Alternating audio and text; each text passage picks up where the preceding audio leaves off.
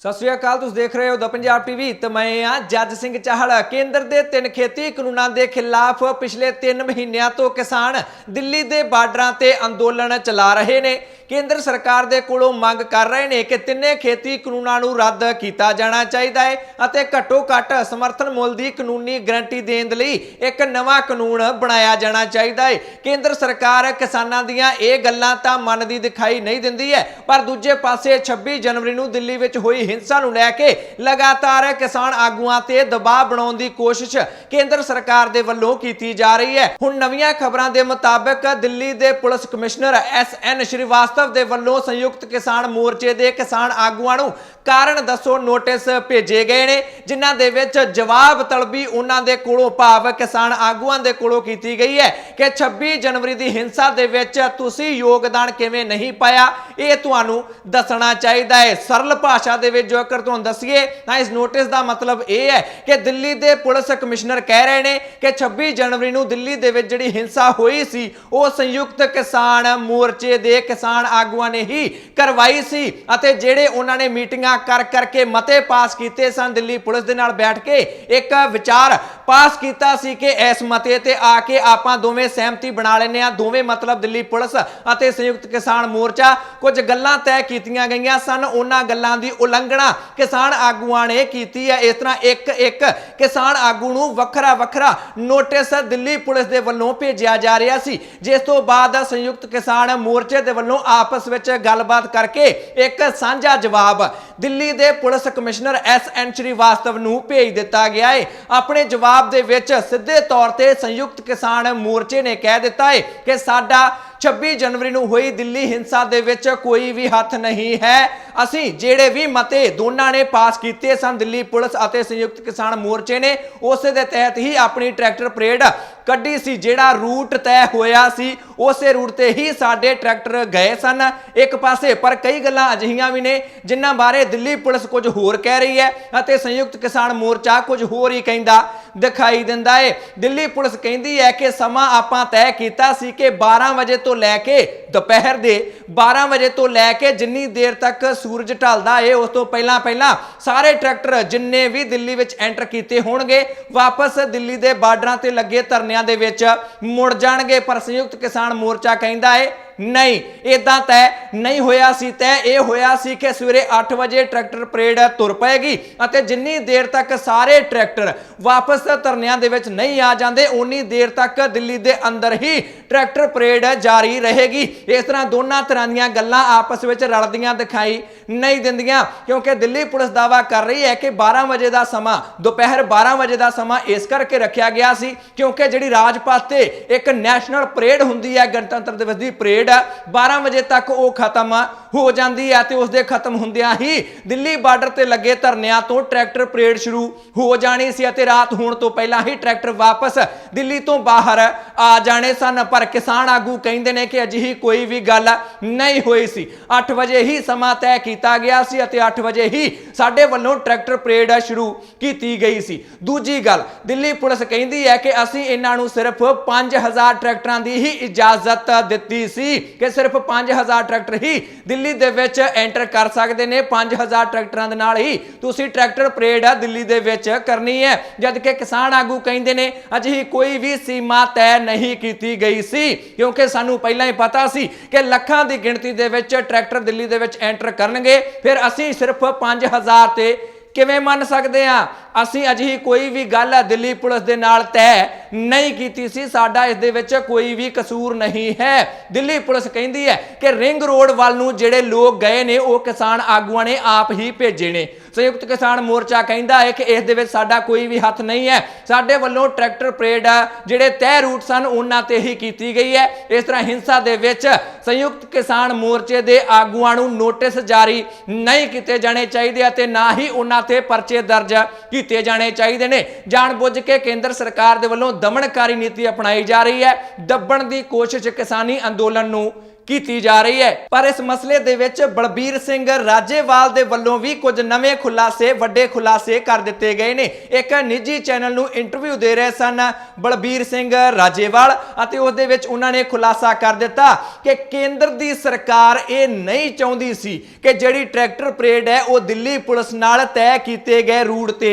ਜਾਵੇ। ਇਸੇ ਕਰਕੇ ਹੀ ਦਿੱਲੀ ਪੁਲਿਸ ਦੇ ਵੱਲੋਂ ਜਿਹੜਾ ਤੈਅ ਰੂਟ ਹੈ ਉਸੇ ਤੇ ਹੀ ਬੈਰੀਕੇਟਿੰਗ ਕਰ ਦਿੱਤੀ ਗਈ ਸੀ ਅਤੇ ਕਿਸਾਨਾਂ ਨੂੰ ਕਿਹਾ ਜਾਣ ਲੱਗ ਪਿਆ ਕਿ ਤੁਸੀਂ ਆਊਟਰ ਰਿੰਗ ਰੋਡ ਵੱਲ ਨੂੰ ਚਲੇ ਜਾਓ।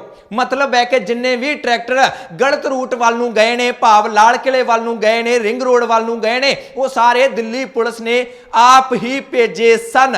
इस तरह जिम्मेवार संयुक्त किसान मोर्चा नहीं, हिंसा दे लई जिम्मेवार सीधे तौर ते दिल्ली पुलिस अते केंद्र सरकार है, क्योंकि उन्हां नूं पता सी कि जिन्नी देर तक किसानी अंदोलन दे विच हिंसा नहीं हुंदी है उन्नी देर तक किसानी अंदोलन होर भी मजबूती फड़दा जावेगा। जिवें कि पूरी दुनिया दे किसानी अंदोलन पहला ही पहुंच चुका सी।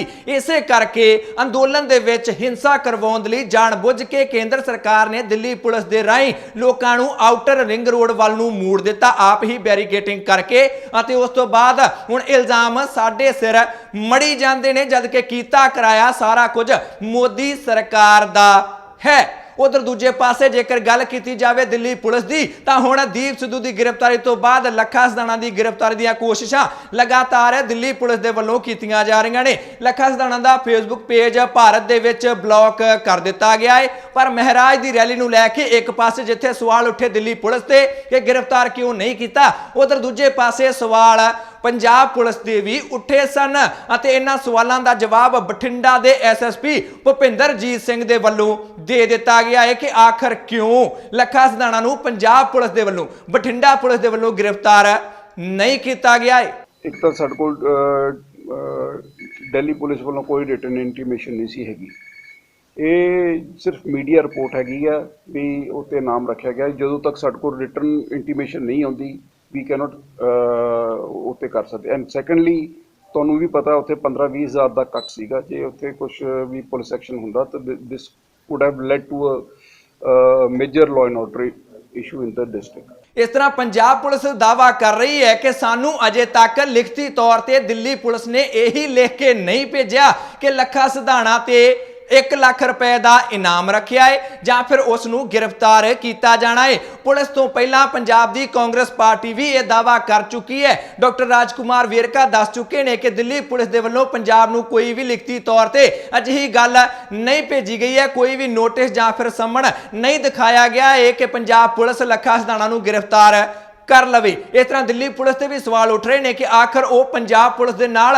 सहयोग क्यों नहीं कर रहे। जेकर वो गिरफ्तार करना चाहते हैं तो सूबे की पुलिस नूं भी दसना हुंदा है कि यह बंदा लोड़ींदा है अते जिथे भी दिसे इस दे उपर 1 लाख रुपया इनाम रखा गया है, इसनूं जिथे भी दिसे गिरफ्तार किया जाना है। इसनूं लैके ही पहलां भी कई तरह के सवाल उठे सन कि दिल्ली पुलिस ने पंजाब दे विच आके वख-वख जिलिਆਂ ਤੋਂ दिल्ली हिंसा के मसले दे विच बहुत सारे लोगों को गिरफ्तार कर लिया है। ਅਤੇ पंजाब के मुख मंत्री कैप्टन अमरिंदर सिंह की करते फिरते हैं, क्योंकि कुछ समय पहला ही पंजाब दे विच कैप्टन सरकार दे वल्लों एक नोटिफिकेशन जारी किया गया सी कि जेकर केंद्रीय एजेंसियां पंजाब दे विच आउणा चाहणगियां तां पहलां उन्हां नूं पंजाब दे कोलों पंजाब सरकार दे कोलों परमिशन लैणी जरूरी होएगी।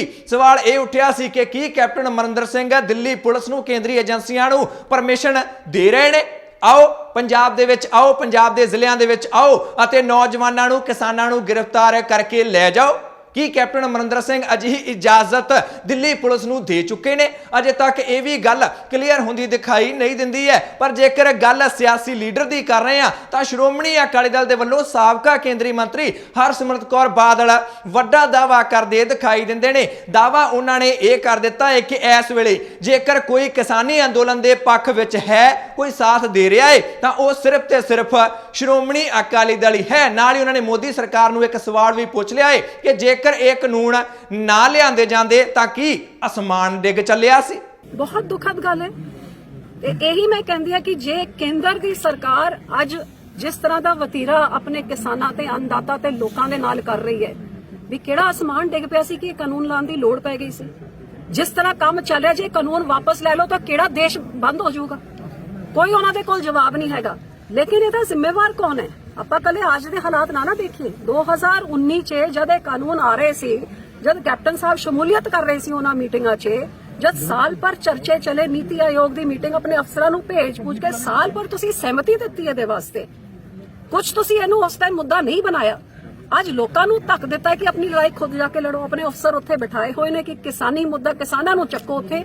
ਇਹ ਕੈਪਟਨ ਸਾਹਿਬ ਤਾਂ ਬਿਲਕੁਲ ਭਾਜਪਾ ਦੇ ਏਜੰਟ ਬਣ ਕੇ ਕੰਮ ਕਰ ਰਹੇ ਨੇ। ਭਾਜਪਾ ਇਹਨਾਂ ਦੀ ਮਦਦ ਕਰ ਰਹੀ ਹੈ ਤਾਂ ਕੈਪਟਨ ਕੇਂਦਰ ਦੀ ਮਦਦ ਕਰ ਰਹੇ ਨੇ। ਲੋਕਾਂ ਦੀ ਮਦਦ ਕੌਣ ਕਰ ਰਿਹਾ ਹੈ?